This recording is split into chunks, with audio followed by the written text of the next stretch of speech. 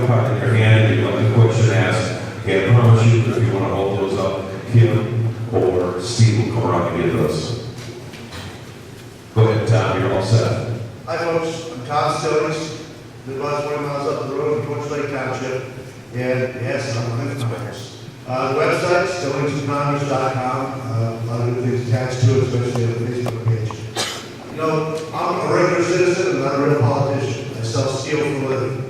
But this is a time in our history when we have to recognize that professional politicians have got us into a whole lot of trouble, and you know, there's no real reason to believe that they have any confidence to get us out.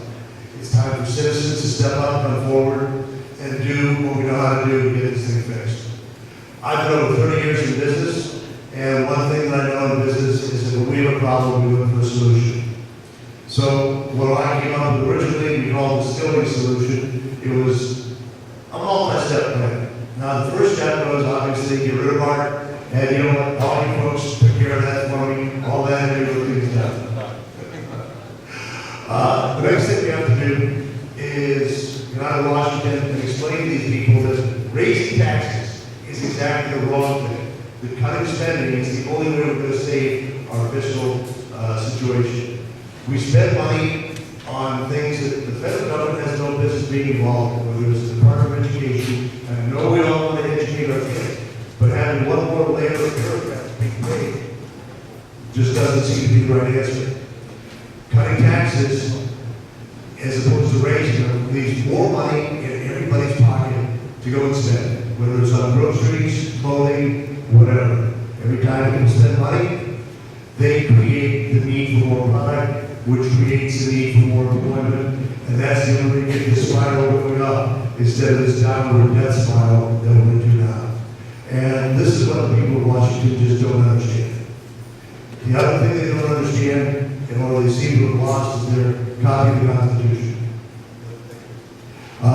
Anyway, we have to get the federal government downsized and get it operating within the confines originally established for by the Constitution. Why should you vote for Tom Stillings and not the other people? I've been 30 years in business, dealing with everything from heavy manufacturing to international trade. I've seen more of this world, had more experience, and had more challenges than anybody else in the race. I have more ability to go and solve problems, and most importantly, I've got a backbone. I will not back down, and I will represent Northern Michigan values, not Chicago values, not San Francisco values. When you come to my office in Washington, it's like an embassy. You're back in Michigan. Thank you, Mr. Stillings. Thank you very much. First question, will you introduce or will you support a law to make English the national language or the official language of the United States? I believe this can only be done through a constitutional amendment, and I will support it wholeheartedly. We don't need the power of babble here in the United States. If I move to Italy or Spain or Mexico or someplace else, I'm going to have to do government business and conduct my daily life in their language. I see nothing wrong with expecting them to do the same when they come here. It's just, it gets crazy when you draw the line. 14 different dialects of whatever. English is our language. Let's use it. What is your proposal for securing our borders and do you believe in amnesty? Amnesty for who? I think not. And as far as the border, you know, the idea of that fence, I thought it was a pretty good idea.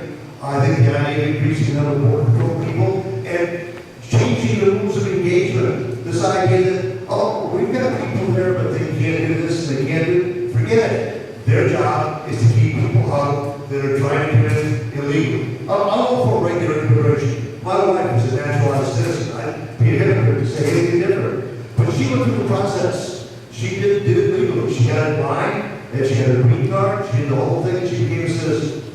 And that's what we have a right to expect from anybody who wants to come into our country.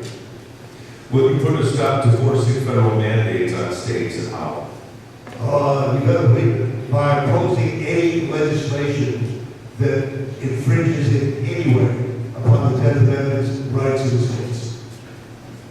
Having to do with balancing the budget, do you have any specific plans?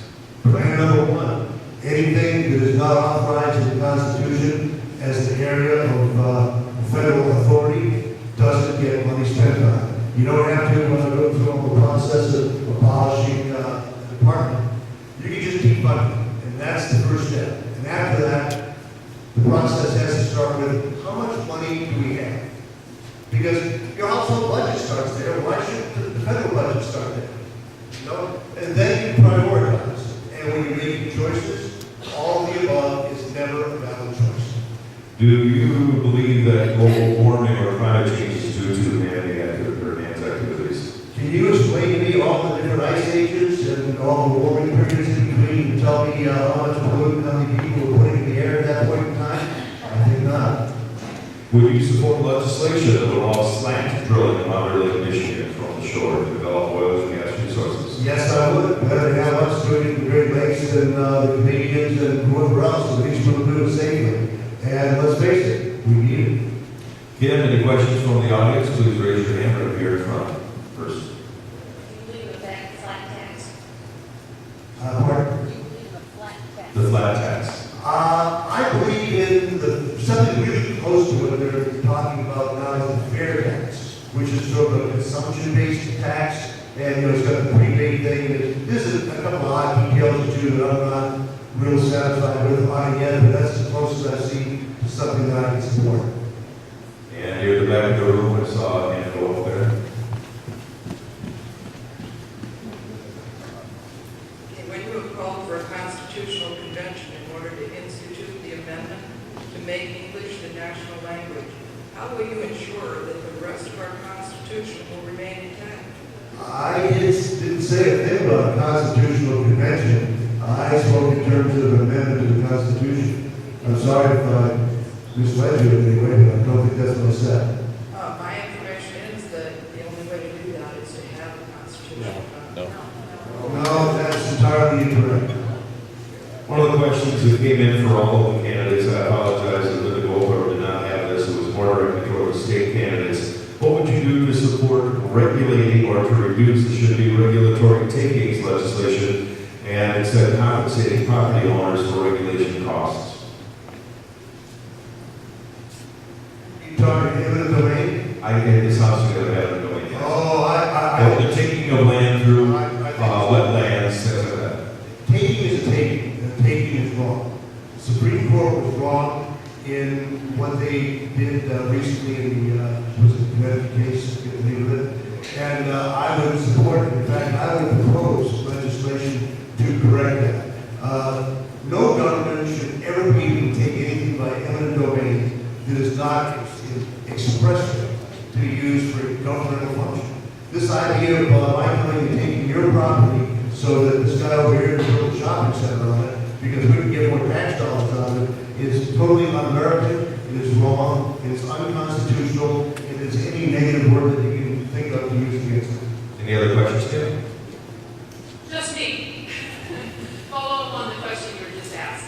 I believe part of what the person was asking is something called regulatory taking, whereas the government may not actually take physically your land and give it to another party, and they may not just take away the value. They take away the value by putting regulations that make it no longer like hilltop restrictions, where you're no longer allowed to use it.